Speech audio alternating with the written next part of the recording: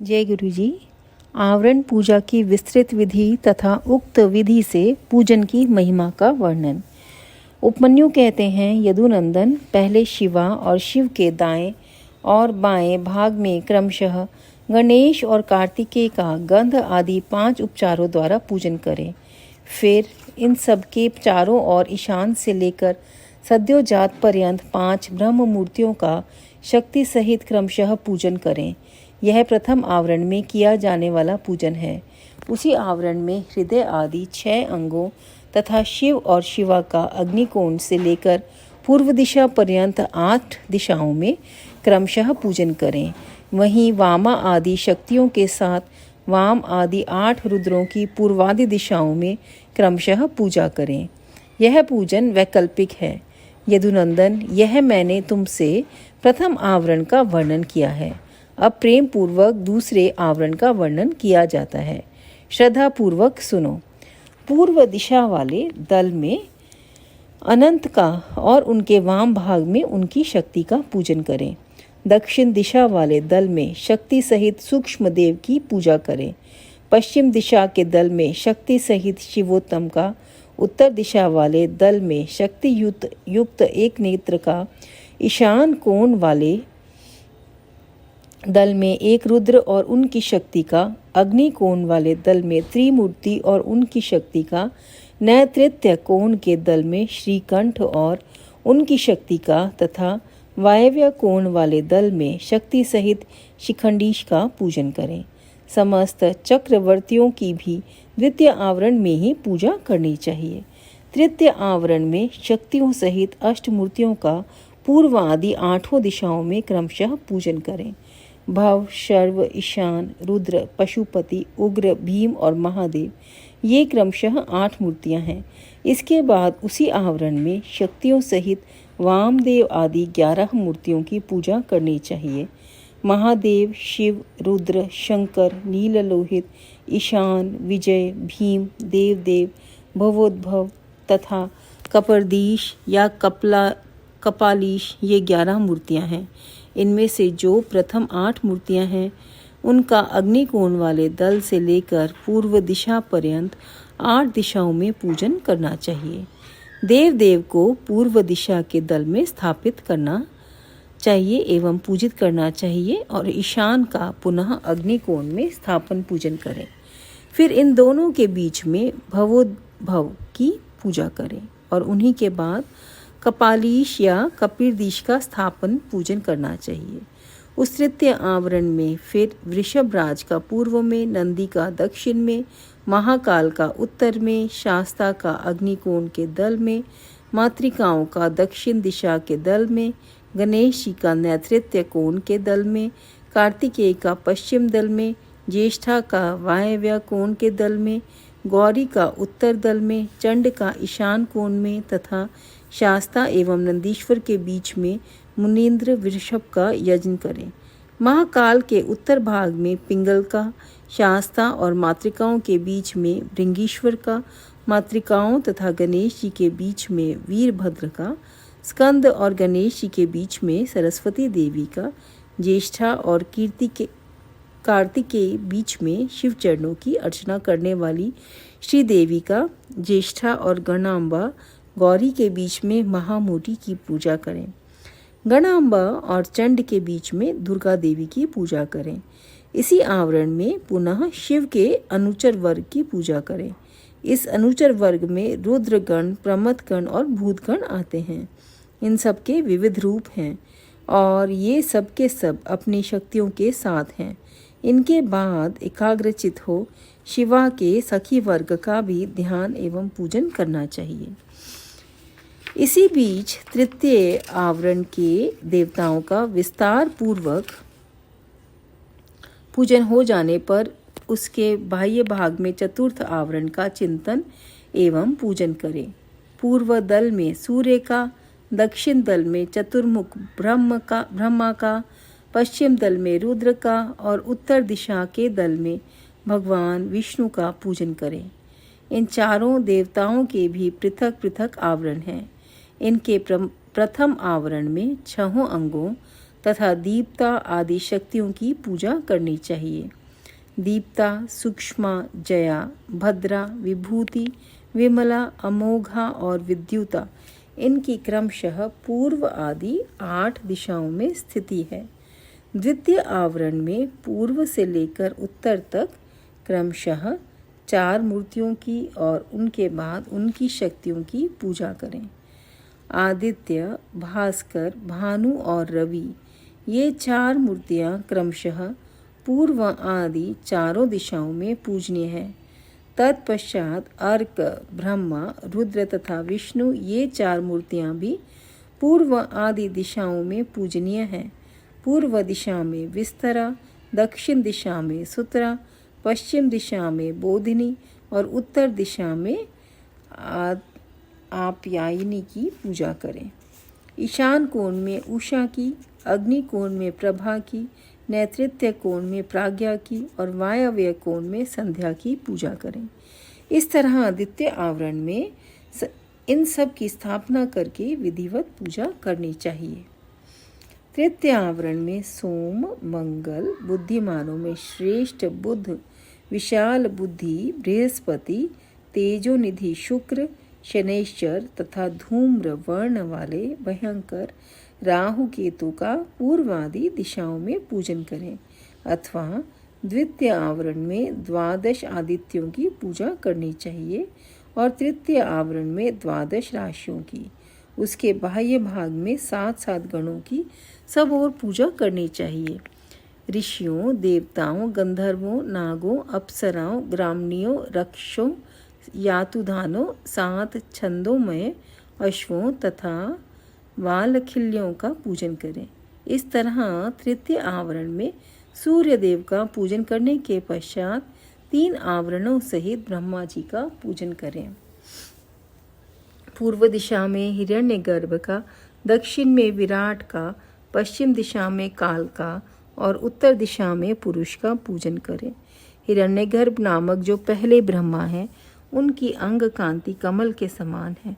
काल जन्म से ही अंजन के समान काले हैं और पुरुष स्फटिक मणि के समान निर्मल है।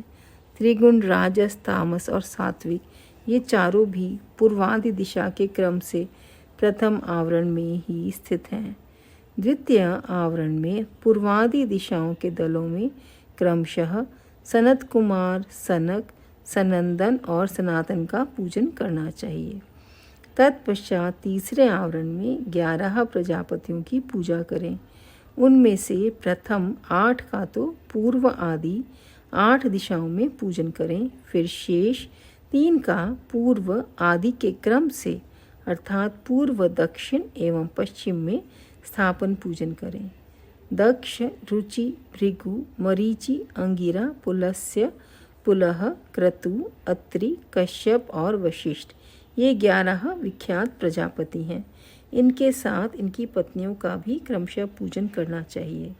प्रसूति, आकुति, ख्याति, संभूति, धृति, स्मृति, क्षमा, सन्नति, अनसूया, देवमाता, अदिति तथा अरुंधति, ये सभी ऋषि पत्नियां पतिव्रता, सदाशिव, पूजन परायणा, कांतिमती और प्रिय दर्शना परम सुंदरी हैं। अथवा प्रमथ प्रथम आवरण में चारों वेदों का पूजन करें। फिर द्वितीय आवरण में इतिहास पुराणों की अर्चना करें तथा तृतीय आवरण में धर्मशास्त्र सहित संपूर्ण वैदिक विद्याओं का सब और पूजन करना चाहिए। 4 वेदों को पूर्वादि 4 दिशाओं में पूजना चाहिए। अन्य ग्रंथों को अपनी रुचि के अनुसार 8 या 4 भागों में बांटकर सब और उनकी पूजा करनी चाहिए। इस प्रकार दक्षिण में 3 आवरणों से युक्त ब्रह्मा जी की पूजा करके पश्चिम में आवरण सहित रुद्र का पूजन करें। ईशान आदि 5 ब्रह्म और हृदय आदि 6 अंगों को रुद्रदेव का प्रथम आवरण कहा गया है। द्वितीय आवरण विद्येश्वरमय है, तृतीय आवरण में भेद है, अतः उसका वर्णन किया जाता है। उस आवरण में पूर्वादि दिशाओं के क्रम से त्रिगुणादि 4 मूर्तियों की पूजा करनी चाहिए। पूर्व दिशा में पूर्ण रूप शिव नामक महादेव पूजित होते हैं। इनकी त्रिगुण संज्ञा है क्योंकि ये त्रिगुणात्मक जगत के आश्रय हैं। दक्षिण दिशा में राजस पुरुष के नाम से प्रसिद्ध सृष्टिकर्ता ब्रह्मा का पूजन किया जाता है, ये भव कहलाते हैं। पश्चिम दिशा में तामस पुरुष अग्नि की पूजा की जाती है, इन्हीं को संहारकारी हर कहा गया है। उत्तर दिशा में सात्विक पुरुष सुखदायक विष्णु का पूजन किया जाता है, ये ही विश्वपालक मृड हैं। इस प्रकार पश्चिम भाग में शंभु के शिव रूप का, जो 25 तत्वों का साक्षी 26वां तत्व रूप है, पूजन करके उत्तर दिशा में भगवान विष्णु का पूजन करना चाहिए। इनके प्रथम आवरण में वासुदेव को पूर्व में, अनिरुद्ध को दक्षिण में, प्रद्युम्न को पश्चिम में और संकर्षण को उत्तर में स्थापित करके इनकी पूजा करनी चाहिए। यह प्रथम आवरण बताया जाता है। अब द्वितीय शुभ आवरण बताया जाता है। मत्स्य, कूर्म, वराह, नरसिंह, वामन तीनों में से एक राम, आप श्री कृष्ण और हयग्रीव ये द्वितीय आवरण में पूजित होते हैं। तृतीय आवरण में पूर्व भाग में चक्र की पूजा करें, दक्षिण भाग में कहीं भी प्रतिहत न होने वाले नारायण अस्त्र का यज्ञ करें, पश्चिम में पांचजन्य का और उत्तर में शार्ंग धनुष की पूजा करें। इस प्रकार 3 आवरणों से युक्त साक्षात विश्व नामक परम हरि महाविष्णु की, जो सदा सर्वत्र व्यापक हैं, मूर्ति में भावना करके पूजा करें।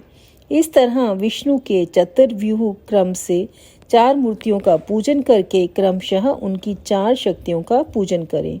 प्रभा का अग्नि कोण में, सरस्वती का नैऋत्य कोण में, गणाम्बिका का वायव्य कोण में तथा लक्ष्मी का ईशान कोण में पूजन करें। इसी प्रकार भानु आदि मूर्तियों और उनकी शक्तियों का पूजन करके उसी आवरण में लोकेश्वरों की पूजा करें।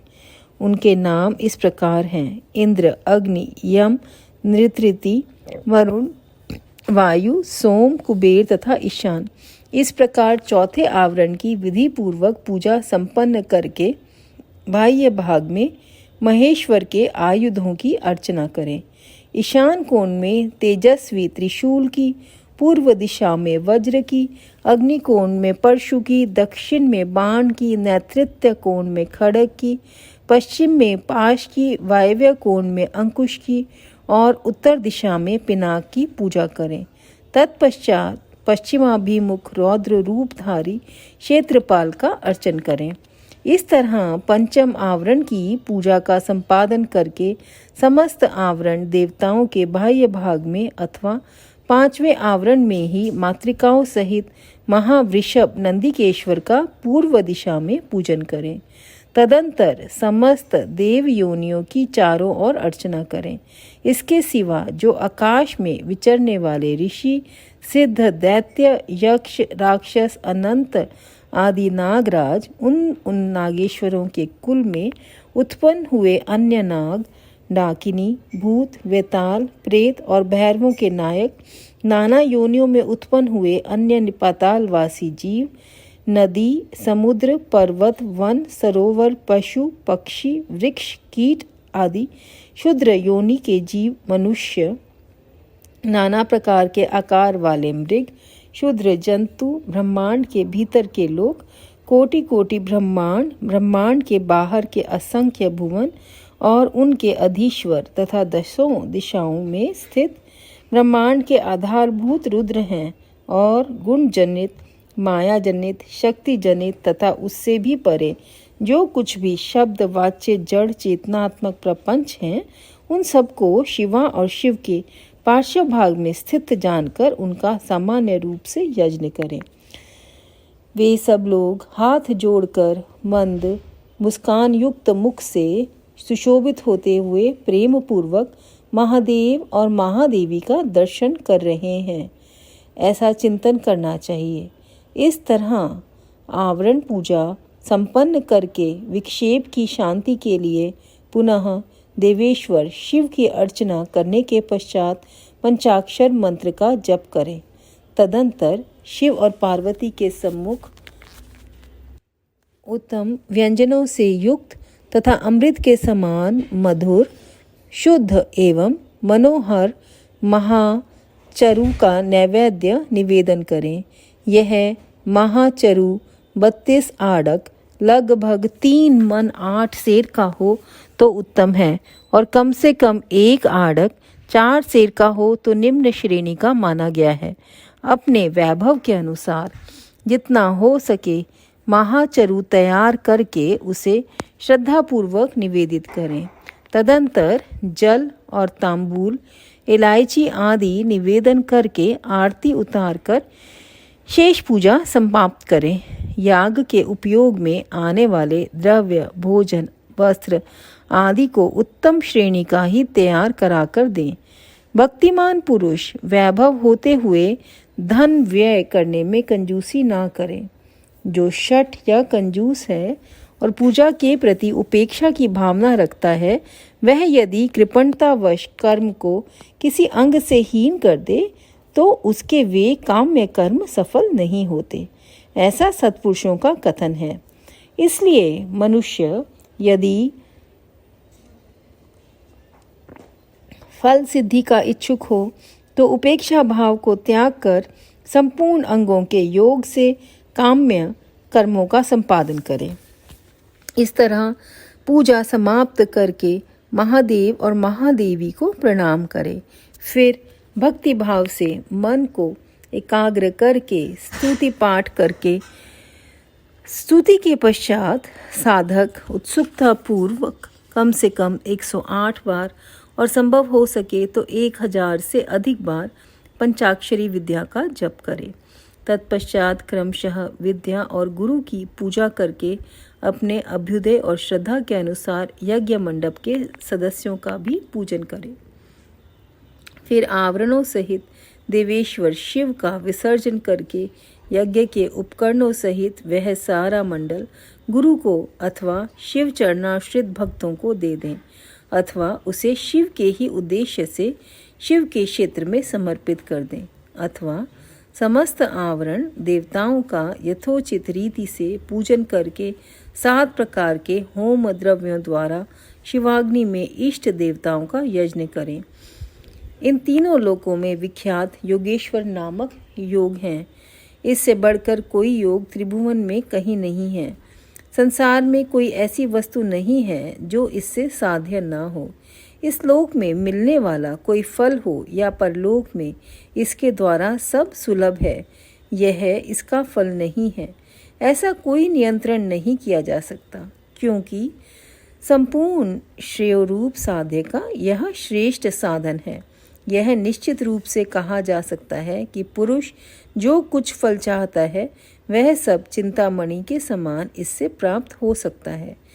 तथापि किसी क्षुद्र फल के उद्देश्य से इसका प्रयोग नहीं करना चाहिए, क्योंकि किसी महान से लघु फल की इच्छा रखने वाला पुरुष स्वयं लघुतर हो जाता है। महादेव जी के उद्देश्य से महान या अल्प जो भी कर्म किया जाए वह सब सिद्ध होता है, अतः उन्हीं के उद्देश्य से कर्म का प्रयोग करना चाहिए। मतलब कि हमें मांगना नहीं चाहिए, क्योंकि हमें मालूम नहीं होता कि हम क्या मांगें, तो हमें नहीं मालूम कि भगवान हमें क्या हमारे लिए ठीक है, तो इसलिए कुछ नहीं मांगना चाहिए। अतः उन्हीं के उद्देश्य से कर्म का प्रयोग करना चाहिए। शत्रु तथा मृत्यु पर विजय पाना आदि जो फल दूसरों से सिद्ध होने वाले नहीं हैं, उन्हीं लौकिक या परलौकिक फलों के लिए विद्वान पुरुष इसका प्रयोग करें। महापातकों में, महान रोग से भय आदि में तथा दुर्भिक्ष आदि में यदि शांति करने की आवश्यकता हो तो इसी से शांति करें। अधिक बढ़कर बातें बनाने से क्या लाभ है। इस योग को महेश्वर शिव ने शैवों के लिए बड़ी भारी आपत्ति का निवारण करने वाला अपना निजी अस्त्र बताया है, अतः इससे बढ़कर यहाँ अपना कोई रक्षक नहीं है। ऐसा समझकर इस कर्म का प्रयोग करने वाला पुरुष शुभ फल का भागी होता है। जो प्रतिदिन पवित्र एवं एकाग्रचित होकर स्तोत्र मात्र का पाठ करता है, वह भी अभीष्ट प्रयोजन का अष्टमांश फल पा लेता है। जो अर्थ का अनुसंधान करते हुए पूर्णिमा, अष्टमी अथवा चतुर्दशी को उपवास पूर्वक स्तोत्र का पाठ करता है, उसे आधा अभीष्ट फल प्राप्त हो जाता है। जो अर्थ का अनुसंधान करते हुए लगातार 1 मास तक स्तोत्र का पाठ करता है और पूर्णिमा, अष्टमी एवं चतुर्दशी को व्रत रखता है, वह संपूर्ण अभीष्ट फल का भागी होता है। यहाँ पर अध्याय 30 संपूर्ण होता है संगत जी। और मैं माफ़ी चाहूँगी, कल मैं नहीं पढ़ पाई, तो आज का ये चैप्टर गुरुजी ने बहुत बड़ा चैप्टर पढ़ाया है। तो आई होप आप सब लोगों ने गुरुजी का जन्मदिन बहुत बहुत एंजॉय किया और गुरुजी की कृपा सारी संगत के ऊपर बनी रहे। शुक्राना गुरुजी, बहुत बहुत शुक्राना गुरुजी, आप सबका बहुत बहुत शुक्राना। ओम नमः शिवाय। शिवजी सदा सहाय। ओम नमः शिवाय। गुरुजी सदा सहाय।